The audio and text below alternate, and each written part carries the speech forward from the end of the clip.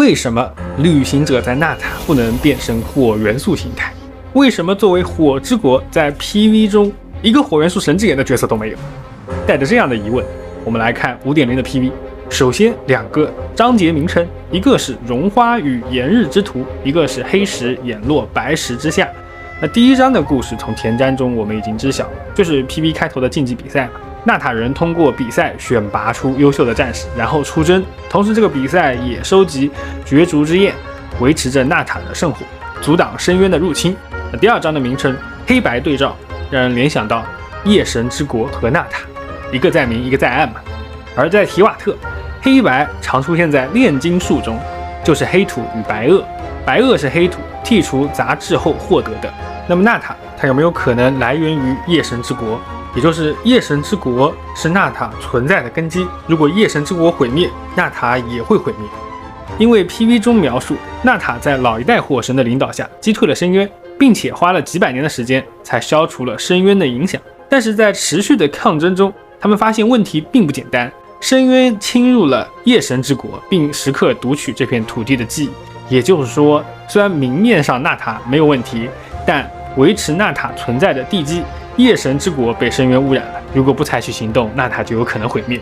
这个时候联想一下 4.8 海岛的剧情，折纸青蛙选拔出最优秀的青蛙去拯救公主，飞鼠王国通过试炼取得圣物的认可，那么纳塔人通过比赛选拔出最优秀的战士去夜神之国进行战斗，就有点对应上了嘛。而在童话故事中，那些被挑出来的青蛙和飞鼠勇士，因为缺少开拓的意志，最后在幽潭窟都变成了书页。那这是否也暗示了纳塔勇士去夜神之国的战斗也并不成功？不然马维卡也不会说纳塔就快要毁灭了。而 PV 中还说到，一切认知在夜神之国都失效。那么这句话它是否意味着夜神之国其实不受到提瓦特法则的约束，处在七神的秩序之外？但是这里既熟悉又陌生，说明这里和纳塔还是有一些相似性的，那么就很符合上面的猜想，就是纳塔源于夜神之国。